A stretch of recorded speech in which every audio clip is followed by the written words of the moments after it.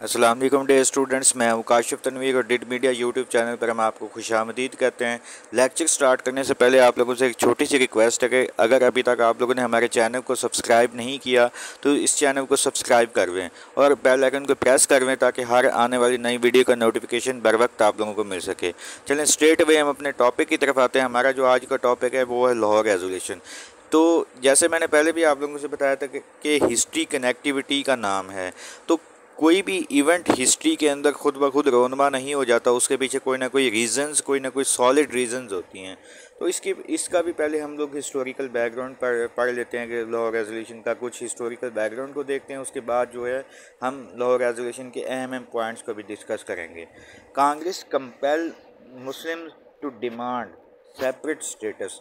अब इसके मैंने पहला पॉइंट जो मैंने डाला वो ये डाला कि कांग्रेस ने जो कि हिंदुओं की सियासी जमात थी, उन्होंने मुसलमानों को इस बात पर मजबूर कर दिया कि वो अपने अलग वतन के बारे में सोचें या अपनी अलहदा रियासत के बारे में सोचें। अब वो कैसे भी हम ये बात कैसे कह सकते हैं कि कांग्रेस ने मुसलमानों को मजबूर कर दिया था? वो ये था कि कांग्रेस मिनिस्ट्री, जब कांग्रेस की गवर्नमेंट आई 1937-39 के इलेक्शंस के अंदर, तो हमने ये चीज़ पहले हम लोग 1939 के इलेक्शंस के अंदर ये चीज़ वाज़े पढ़ चुके हैं कि जो है कांग्रेस उन्होंने किस तरीके से मुसलमानों को तंग किया था, किस तरीके से उन्होंने मुसलमानों को जो है जलील व ख्वार करके रख दिया था। तो इनकी इस ज़हनियत की वजह से ही मुसलमानों ने क्या किया था कि उन्होंने ये चीज़ वाज़े कर दी थी कि बरसगीर के अंदर हम कभी भी हिंदुओं के साथ मिलजुल कर रह ही नहीं सकते। इसी वजह से उन्होंने क्या किया कि अलहदा वतन का मुतालबा कर दिया था।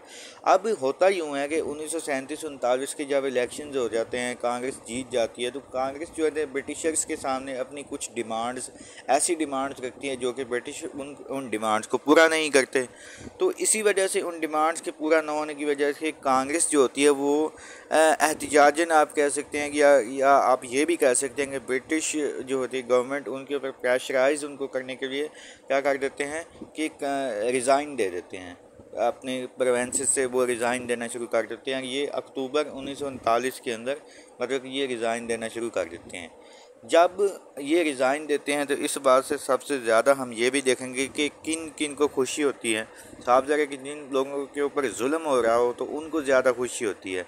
तो इसके ऊपर जिनाह जो होते हैं उन्होंने डे ऑफ डिलीवरेंस मनाने का फ़ैसला करते हैं। डे ऑफ डिलीवरेंस के को उर्दू के अंदर हम यौम निजात भी कहते हैं कि छुटकारा मिल गया, जान छूट गई। आज भी day of deliverance was celebration day marked All India Muslim League and others on 22 December 1939 during Indian Independence Movement। मतलब ये है कि अब जो है उन्होंने 22 दिसंबर 1939 को डे ऑफ डिलीवरेंस मनाने का फैसला किया। डे स्टूडेंट डेट्स को ज़रा ना आप लोग अपने जहन के अंदर रखा करें। ऊपर मैंने ये बात की कि अक्टूबर 1939 के अंदर उन्होंने रिज़ाइन देना शुरू कर दिया था और मुसलमानों ने जो है डे ऑफ डिलीवरेंस 22 दिसंबर 1939 को ही क्यों मनाया 2 महीनों के बाद?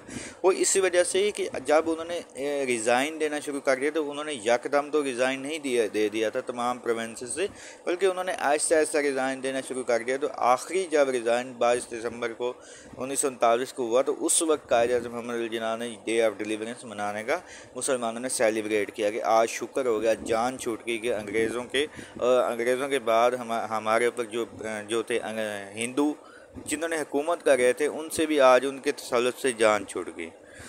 सोशली अच्छा एक बात यहाँ पे आप लोगों को ये भी बताना ज़रूरी है कि उस वक्त वर्ल्ड वार 2 भी स्टार्ट हो चुकी थी 1939 के अंदर।